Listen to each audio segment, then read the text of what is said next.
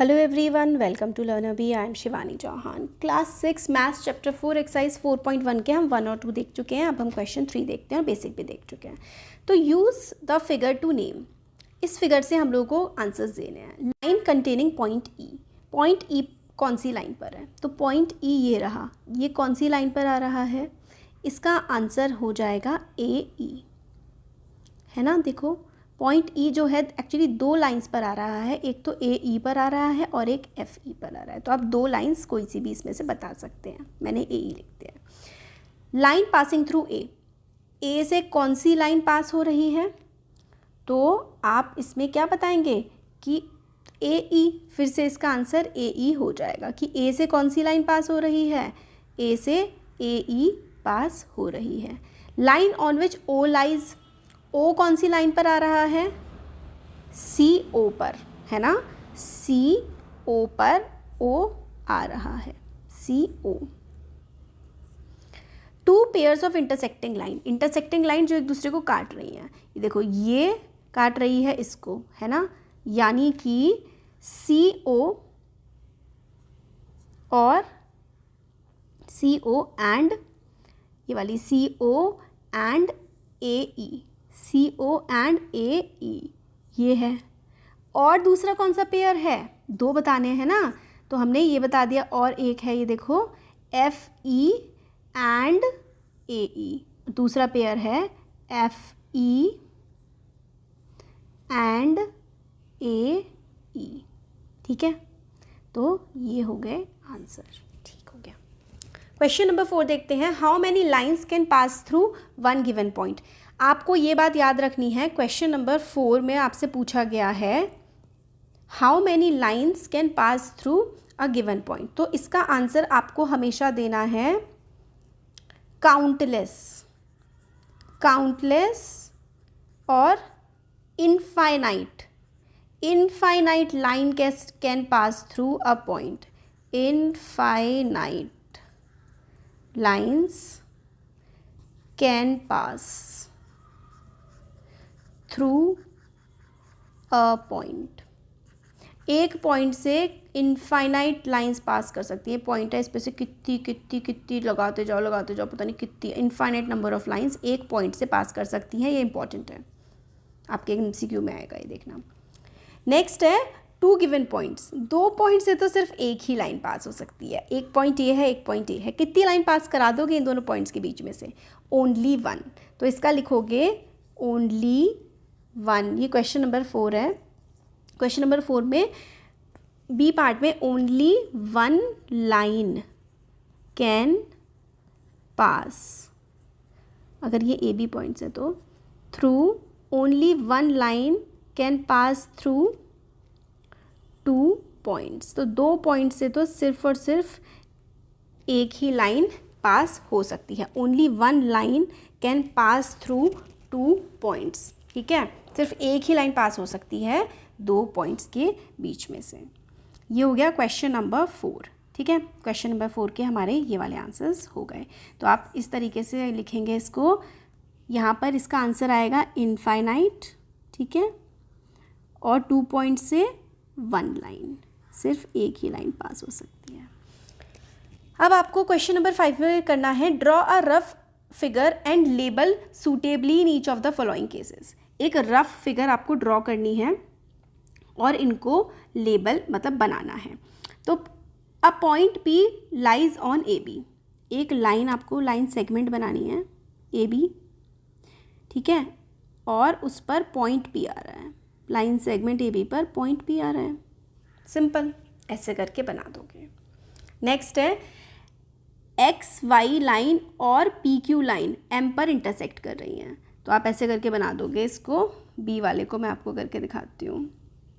जो बी है उसमें आपको करना है कि एक्स वाई जो लाइन है, ठीक है, और PQ वो M पर इंटरसेक्ट कर रही हैं। तो ऐसे करके आप बना करके दिखा दोगे। ठीक है, नेक्स्ट जो है वो हमें बताया गया है कि भाई line L contains E and F but not D। एक लाइन आपको बतानी है, ठीक है, ये एल है इसका नाम, इस पर ई और एफ है बट डी नहीं है, तो डी इसके बाहर होगा। बस ये हमारा सी वाला बन गया। ओ पी और ओ क्यू मीट कर रहे हैं ओ पर, तो देखो ओ पी और ओ क्यू ओ पर मीट कर रहे हैं, तो ये पी हो जाएगा और ये क्यू हो जाएगा। तो ओ पी और ओ क्यू कहाँ पर मीट कर रहे हैं? ओ पर मीट कर रहे हैं, तो ये हमारा डी वाला पार्ट हो जाएगा। तो इस तरीके से हमारे ये वाला हो गया। एक्स वाई जो है इंटरसेक्ट कर रहे हैं एम पर, अगर मैं बी वाला यहाँ बनाऊँ तो एम पर इंटरसेक्ट कर रहे हैं एक्स वाई और पी क्यू, ऐसे करके बन जाएगा। ठीक हो गया। चलो अब हम लास्ट क्वेश्चन देखते हैं इस एक्सरसाइज का, और लास्ट क्वेश्चन है, देखो कंसीडर द फॉलोइंग फिगर। ये जो फिगर है इसमें हमें ऑफ लाइन एम एन, ठीक है, एम एन ये वाली लाइन कंसिडर करनी है। Say whether the following statement are true और फॉल्स, तो स्टेटमेंट ट्रू है या फॉल्स है ये हमको बताना है।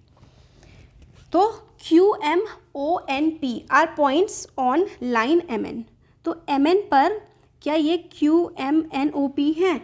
ट्रू, बिल्कुल सही बात है, ये ट्रू है, क्योंकि एम एन एक्सटेंडेड है ना, लाइन तो मतलब एक्सटेंड हो रही है ना, तो ये सारे के सारे पॉइंट्स इसी पर ही आ रहे हैं।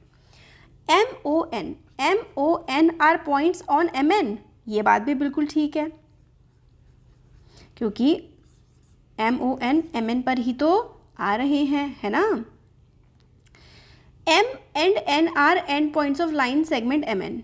एम एन अगर लाइन सेगमेंट है, लाइन सेगमेंट मतलब ख़त्म हो जा रही है, तो ये एंड पॉइंट्स हैं, ये भी ट्रू है क्योंकि ये लाइन सेगमेंट की बात कर रहे हैं यहाँ पर।